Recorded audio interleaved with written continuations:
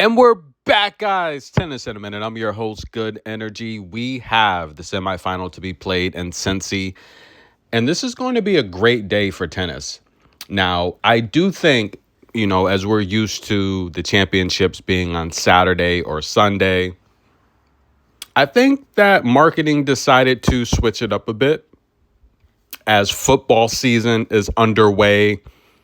I don't think they want to be competing in terms of ratings with football. So it makes sense to me to have the championship played on a Monday, but it's tough because we also have the US Open coming up, and a lot of these stars, they have obligations. I mean, slam is everything for tennis. The slams drive the tour.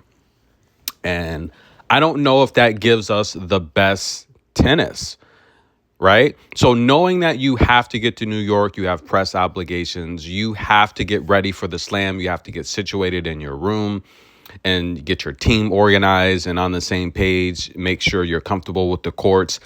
I don't think this schedule is productive for the players, because if any of these players are thinking ahead to New York, that's going to take focus off the task at hand. So comment below, guys. Do you think this new schedule, because listen, I think they're avoiding the NFL ratings. That's what I think. We all know when it comes to ratings, NFL is everything, right? And you, of course, the Super Bowl, right? So that leads up to the Super Bowl. But what do you guys think? That's my perspective on the situation. I think that the tour, I don't know if they've admitted this, but I think that they're trying to avoid the preseason ratings and going up against them, because you have a championship at 1-2 p.m. Eastern time, then that's the peak of football when it's starting. So what do you guys think about that? Now, this is going to be a good matchup. This is going to be fireworks, guys. Of course, these two ladies know each other well. They've had some exciting battles. They've had some exciting sound bites in the interviews, going back and forth at each other. Now, Elena Rybakina, I'm going to just bring this up, right? She has said in previous interviews that she doesn't care what surface she plays Iga Swiatek on. She feels she's better than her. Now, what do you guys think? I think those are fighting words. Both of these ladies are playing mixed doubles at the US Open. So I feel that Elena Rybakina, as long as she's focused on the task at hand, I think she looks really, really good. Now, that matchup against Aryna Sabalenka, 11 aces. That's what we want to see. But the ladies are still struggling to get their first serves in play. Elena only 58% of her first serves in play against Sabalenka. Sabalenka only got 53% of her first serves in play. But Elena did win 81% of the ones she got in play, right? Consistent with break points, 3 for 5. Iga Swiatek, on the other hand. Now, Anna Kalinskaya, a lot of complaining, right, leading up to that match about Iga. But Iga, again, only 55% of her first serves in play. Kalinskaya, only 54% of her first serves in play. Now, I've talked about this the last month, 2 months, last month and a half. I don't think this is good tennis that we're seeing. No one can get their first serves in play. No one's serving well. So we're going to address the elephant in the room as well, which is Coco. But I don't think any of the ladies on tour are serving well. This is horrible tennis. I don't know what it is. I don't know if the ladies are banged up mentally, physically. Fourth quarter is here. The last slam is here. I don't know if they're checked out. I don't know. But I think Elena said it best. This schedule is not good, and it's not going to end well for the tour. And I do think that we're seeing that right now. We're seeing the result of a long, grueling season.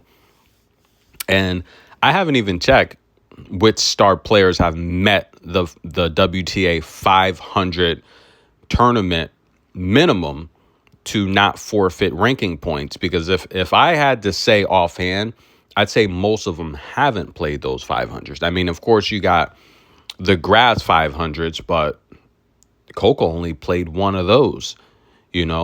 Charleston used to be a big tournament for the Americans. It seems like Pegula and Navarro are really in Danny Mel. The only ones, Amanda and Isamova, are the ones that are playing that. I don't know. The Mexico 500s, we still have more to come. But just up until this point, I don't think any of the top 10 have met that requirement. I don't know, maybe Jasmine Paolini. But nonetheless, guys, this matchup here, I do feel that Iga's movement creates problems for a lot of players on tour still. And I think it creates problems for Elena Rybakina if she can't offset it with the range and keeping Iga behind the baseline. The key to this matchup is pretty simple. Now, Iga has won the last few head-to-heads in this matchup. And in fact, if you even take a look at the World Tennis League, Iga has won the last 4. This head-to-head was really, really lopsided at one point. In fact, without her winning the last 4, Elena Rybakina has dominated Iga Swiatek. And if you talk about juniors, I mean, let's just be honest, right? She won the championship against Iga. I want to say it was in Italy when they were on the junior tour. It was 6-1 at one point, right? But Iga won the French Open meeting this year in 3 sets. She won Doha this year in straight sets. She won the meeting at the United Cup this year in straight sets. And she won the World Tennis League last December. And, that was like a 1-set type of deal. Even though she won the matchup, Elena Rybakina got credit for the win as a team. Now, Iga's made the adjustments, right? We saw her put on the weight. She put on the muscle. She worked on her range. And now I think with Wim working on her serve, she's becoming more of a complete player. That presents a lot of problems for Rybakina because now she has the power to hang in there with the rallies. She has the range to go toe-to-toe, blow for blow. And she has the footwork. If the court gets a little shorter, if she goes for the short ball, if she needs to defend inside the lines, it presents a lot of problems with Rybakina moving and keeping up. This is why I said if Rybakina plays Coco, Coco's going to run circles around her. However, I think if Rybakina pulls off another 11 ace, 12 double-digit performance, that's going to keep the pressure off her in the rallies. And then all she does is have to step in on these second serves because no one's getting their first serves in play. No one's really serving great. Then that's going to present opportunities where Elena Rybakina can steal a break, hold on with her service games, and before you know it, she can squeak out another win. And I think that's what's going to happen here. I think Elena Rybakina wins this match. We're going to take Rybakina. I thought she looked really good against Sabalenka, but again, I told you I've been watching Sabalenka.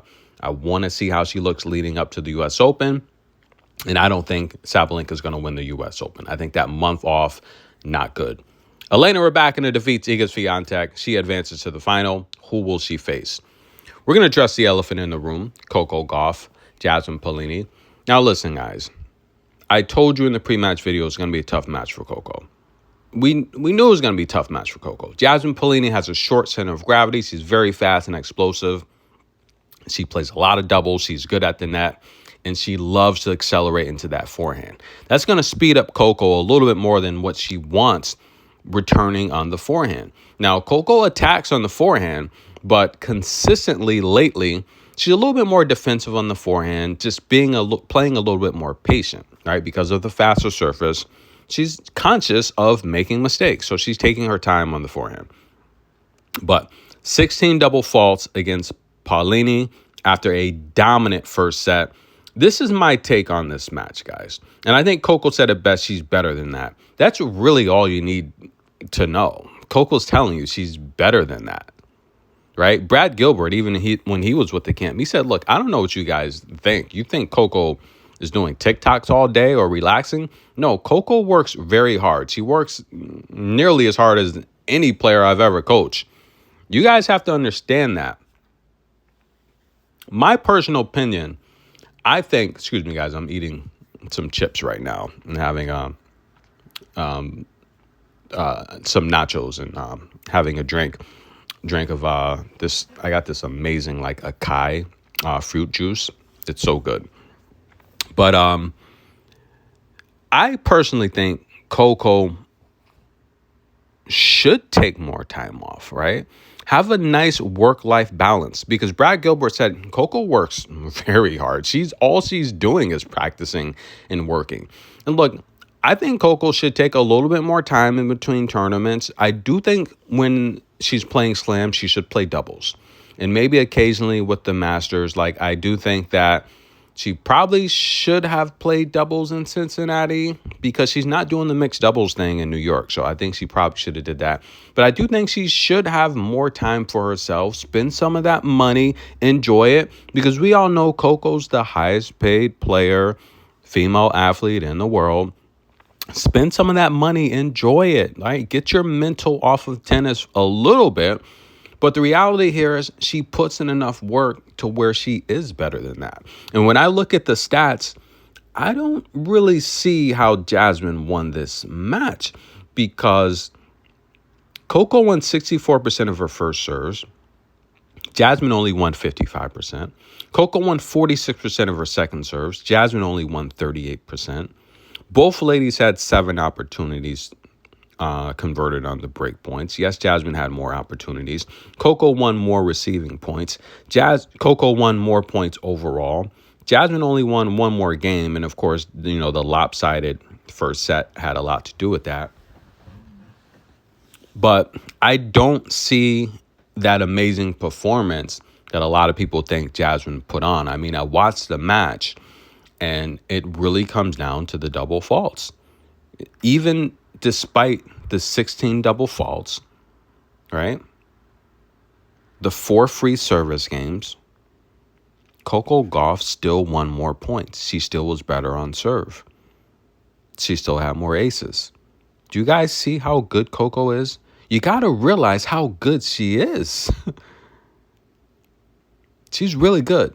She's better than that, guys. Let's address this matchup here, guys. Last time out, Veronika Kudermetova, solid match against Favara.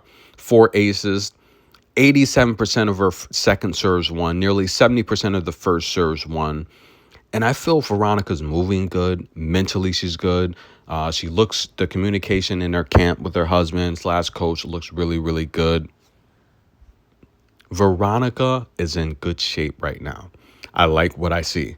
Now, if you factor in this matchup, Veronika, she's dominated. They played 4 times. They haven't played recently, but again, this is when Jasmine was still coming up, still had the forehand issues. They haven't played any time soon. It was 4 years ago. But Veronika's only dropped 1 set, and that came to Clara Tauson, who's such a hard hitter. The same with Paolini. That was the first set against Coco. I do feel overall, when it comes to ranking, yes, Jasmine beat the better players. She's beat Coco. She's beat Barbora. She's beat the Greek goddess. However, when it comes to players that are playing good tennis, I think, with the exception of Coco, I don't think Maria's been playing good tennis. I don't think Barbora's been active enough. Kruger's on the downslide, even though I think she is the future. She's one of the future American stars you want to watch out for. I think Veronika's beat the better players overall. I think Belinda Bencic, a lot of power on the baseline. That was a very good win. Dominated her in that second set tiebreaker with 6-love at one point. Clara Tauson playing good tennis. A lot of power on the forehand. A lot of power on the serve. She's not going to have that power on the serve to worry about with Jasmine. I think Jasmine's banged up. I think the ankle and the knee is banged up. I don't think Jasmine wins the U.S. Open. And in fact, I don't think Jasmine wins this match. I think Veronika's going to win this match. And I think her and Rybakina will meet in the final. And that's going to be a toss-up. I think Veronika has the athletic ability to frustrate Elena Rybakina in the rallies, but she's going to have to be patient. That's if Rybakina gets past Iga. She's going to have to be patient, though, in a lot of those returns, because if she gets frustrated and starts really gunning for it, then I think that's going to lead to a lot of errors. She's going to have to be disciplined, wait till she gets a second serve look, and just stay consistent and try not to let Rybakina jam her in the body. But overall, I think Veronika's moving better. I think she's healthier. I think mentally she's playing good. Jasmine lost the doubles match with her partner, Sarah Irani, and to Panova. And I just thought that Jasmine looked a little sluggish returning. She didn't look herself, and I think she's hampered. So I like Veronika to win. I like Rybakina to win. Tennis in a Minute. Like the video. Show some love. There's nothing wrong with Coco, guys. Stop it. She's had the best tour going back the last 12 months. She'll be fine. And she'll win New York.